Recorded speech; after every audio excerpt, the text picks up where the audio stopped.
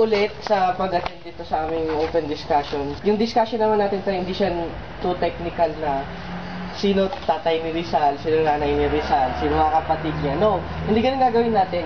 Ang kailangan kasi natin dito is marinig din namin yung insights niyo, marinig namin kung paano nyo ba kilala si Rizal. Since nung nag-high school ba tayo, nabasa natin yung knowledge sa El Fili. Ngayong college na tayo, ano na yung pagkakakilala natin sa kanya? Nabura na ba yung konsepto ng pagiging hero ni Rizal or nandun pa rin sa inyo? At kung nandun pa rin sa inyo yung konsepto ng hero, hanggang saan yung extent ng pagiging hero ni Rizal sa inyo? Paano ba siya nakaka-affect sa inyo? Paano nyo siya i-describe to present times kumpara dun sa past decades or centuries na nagdaan na pinanggalingan ni Rizal? To start with, may i-discuss lang konti sa inyo si Roy about agency tama. Marami siyang ginawang mga nobela, pati ano man, para lang, di ba, maging malayo yung bansa natin, di ba? Siya yung nagsimula nung lahat. May ginawa siya para magsama-sama yung mga tao, para maging malayo yung Pilipinas.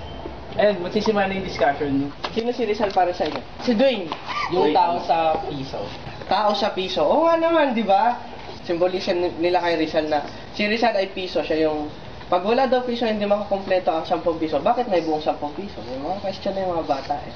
Anyone na, anong pagkakakilala nyo kay Rizal maliban sa tao sa piso? National hero. Isa siyang propagandista. Writer. Can fight with the pen. Ayun, nakarinig tayo ng different answers. Si Rizal ay isang propagandista, si Rizal ay nasa piso, si Rizal ay babaero. Pero sa tingin nyo ba, nag-matter ba sa inyo yung pagiging hero ni Rizal? Bakit o bakit hindi? Paolo, sabi mo kanina si Rizal ay isang... Sabi Paolo? Propagandista. Bakit? Bakit? Kailangan ko marinig bakit. Di ba alam naman natin si Rizal ay nagpunta sa Spain para makapag-aral, di ba? Pagkatapos, di ba, parang doon niya sinulat, nagpusulat din siya sa Soli, sa Solidaridad. Parang ano niya na dahil dun sa, di ba tawag sa mga ganun yung mga Pilipino doon na ng change sa Spain ay propagandista. Parang in a way doon siya nakatulong para magkaroon ng pagbabago sa Pilipinas. Silang mga ilustrados, yung mga, sabihin na natin kasi mga Pilipino dati, social climber yan. Kumbaga, as much as possible, makibagay sila dun sa mga ka-level natin.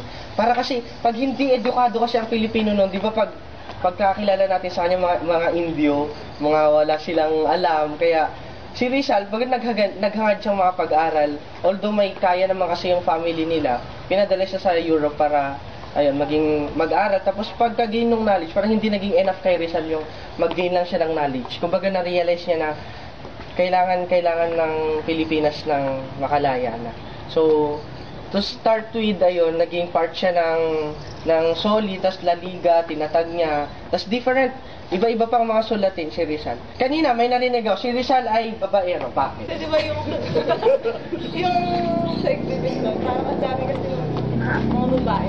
Exhibit where? Saan mo nakita exhibit where? Manila. Sa totoo lang kasi si Rizal, hindi naman niya siguro sinasadya na pagsabayin, pero di ba before siya umalis sa Philippines, engaged na siya sa pinsan niya, kay Leonor Rivera, na engaged siya, 11 to 12 years silang engaged.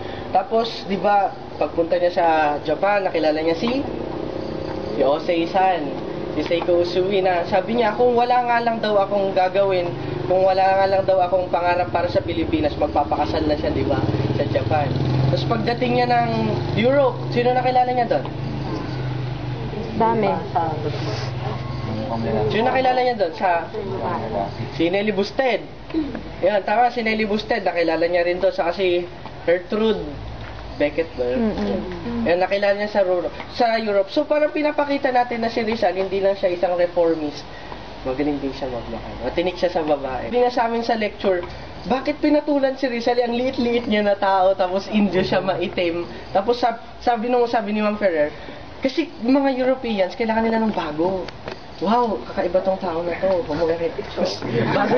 Bago sa paningin namin. So, why not try? Baka magaling. Yan. Kanina, may narinig pa ako. Si Rizal ay nasa piso. Bakit hanggang dun na lang yung pagkakakilala mo kay Rizal na nasa piso na lang siya? Eh parang dun kasi siya lagi nakikita, di ba? Parang since bata tayo, yun yung agad na magiging pagkakakilala natin kay Rizal. Si Rizal ay national hero. Doon sa nabasa ko kasi, parang regarding doon, sinabi na yung mga Amerikano, sila yung namili kay Rizal bilang national hero. Tapos, parang kaya nila pinili si Rizal dahil unang-una, walang nasabi si Rizal na against sa kanila. Tapos parang binanggit doon na, tawag doon, na, alam mo yun, Amerikano yung namili kay Rizal. Parang Philippine national hero siya. Bakit Amerikano yung namili sa kanya? Ay, hihingi ako ng trivia sa inyo. Ano-ano yung mga alam yung trivia kay Rizal?